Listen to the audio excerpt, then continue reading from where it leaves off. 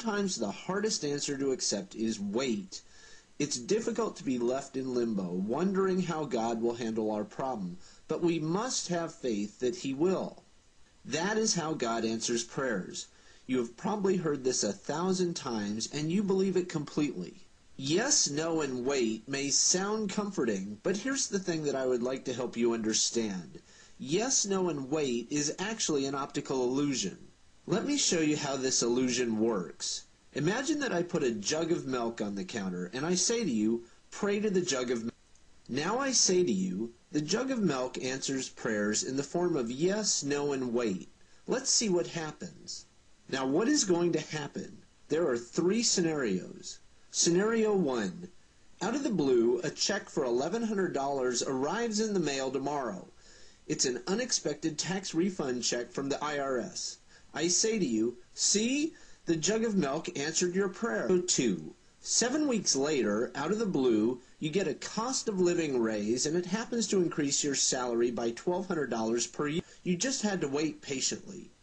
Scenario 3. Nothing happens for 6 months. You ask me why. I say, we have to trust that the jug of milk knows what's best. Let's be patient. Look at what happened.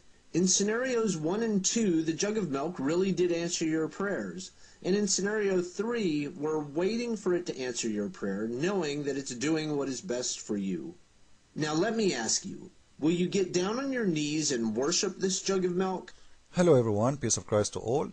In this video we heard this atheist trying to prove to us that, you know what, there is no miracles in Christianity and Christianity is false. And even he considered God as a 5 gallon of milk, and you know, the milk will provide you money. And if the money came to you, it's happened by accident. Are you going to worship milk? You know, very stupid argument. Very, very stupid argument. First, you know, miracles is not something happened to you like you get a check of money. This is very stupid. Miracles is something even scientists cannot explain. Like as an example, somebody have an accident and he die. Like even doctors, they said he die and then he is alive again. This is a miracle. And even doctors, they cannot explain it. And actually one of the videos of this gentleman, the atheist, who tried to prove to us that his father used to be like this, and he in somehow he became look better, you know, he became a human. No problem, you're still a monkey for me.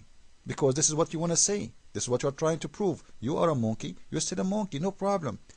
When a miracle happened, it is something nobody can explain what it is. Not 5 gallons of milk and you get a check from the IRS. How stupid, how dumb is your example even? At least make a real test. At least be an immature person. Go right now and search for Christianity miracles. You will find millions of miracles happening for real, especially in the medicine, in the medical field. People who have cancer, people who have diseases, you know, a lot of problems. Doctors, one of the videos this man himself he made, it was about why if you lost your arm, God don't provide you with a new arm. Go and watch it. In his video he said, I think it was the number 65% of doctors believe in miracles. He said that in his video. So even doctors believe in miracles. What miracles is then? Miracles is something nobody can explain except no one. Except who? Except it's called miracle. Except it is coming from God. Because no, I can understand. I am a scientist. I am a doctor. And still I do not know how and why it happened.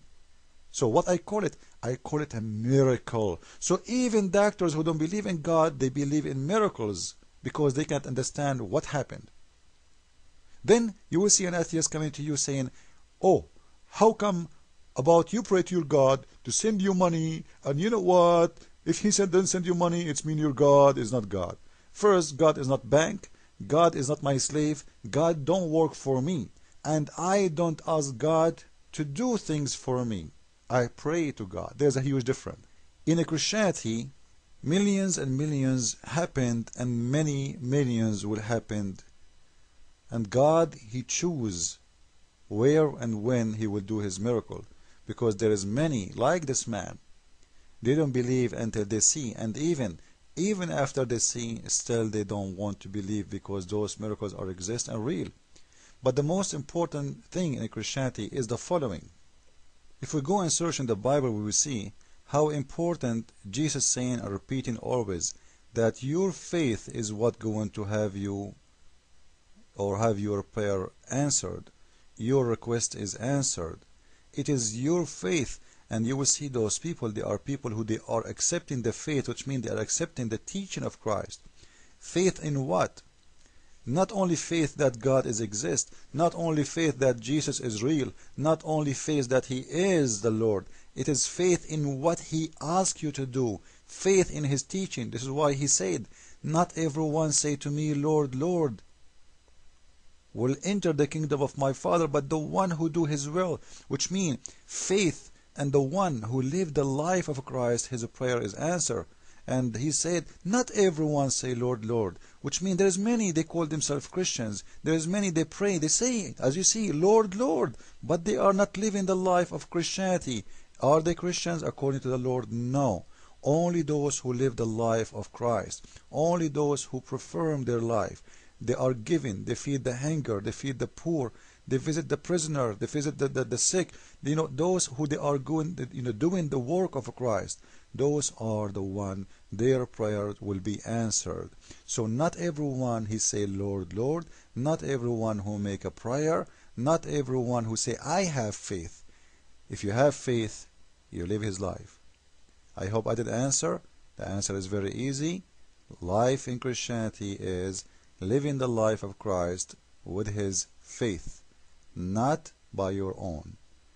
Thank you. Christ is Lord, and atheists are a bunch of dummies. Amen. Matthew 9. And he entered into a ship, and passed over, and came into his own city. And behold, they brought to him a man sick of the palsy, lying on a bed. And Jesus, seeing their faith, said unto the sick of the palsy, Son, be of good cheer, thy sins be forgiven thee. And behold, certain of the scribes said within themselves, This man blasphemeth. And Jesus, knowing their thoughts, said, Wherefore think ye evil in your hearts? For whether is easier, to say, Thy sins be forgiven thee, or to say, Arise and walk? But that ye may know that the Son of Man hath power on earth to forgive sins. Then saith he to the sick of the palsy, Arise, take up thy bed, and go unto thine house. And he arose, and departed to his house. But when the multitudes saw it, they marveled, and glorified God, which had given such power unto men. And as Jesus passed forth from thence, he saw a man named Matthew, sitting at the receipt of custom. And he saith unto him, Follow me.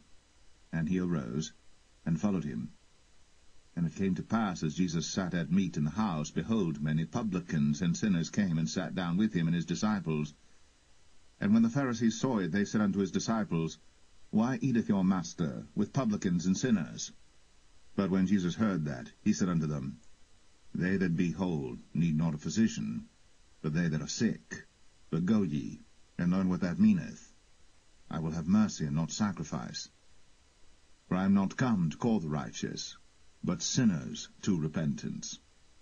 Then came to him the disciples of John, saying, Why do we and the Pharisees fast oft, but thy disciples fast not? And Jesus said unto them, Can the children of the bride chamber mourn as long as the bridegroom is with them? For the days will come, when the bridegroom shall be taken from them, and then shall they fast. No man putteth a piece of new cloth unto an old garment, for that which is put in to fill it up taketh from the garment, and the rent is made worse. Neither do men put new wine into old bottles, else the bottles break, and the wine runneth out, and the bottles perish. But they put new wine into new bottles, and both are preserved.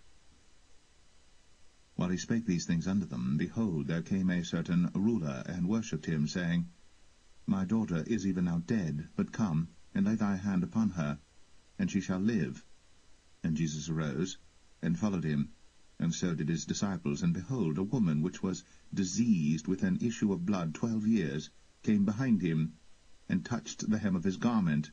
For she said within herself, If I may but touch his garment, I shall be whole. But Jesus turned him about, and when he saw her, he said, Daughter, be of good comfort. Thy faith hath made thee whole. And the woman was made whole from that hour. And when Jesus came into the ruler's house, and saw the minstrels, and the people making a noise, he said unto them, Give place, for the maid is not dead, but sleepeth. And they laughed him to scorn. But when the people were put forth, he went in, and took her by the hand. And the maid arose.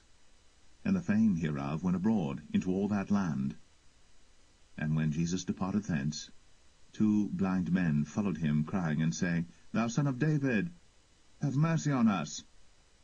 And when he was come into the house, the blind men came to him, and Jesus saith unto them, Believe ye that I am able to do this? They said unto him, Yea, Lord. Then touched he their eyes, saying, According to your faith be it unto you. And their eyes were opened. And Jesus straitly charged them, saying,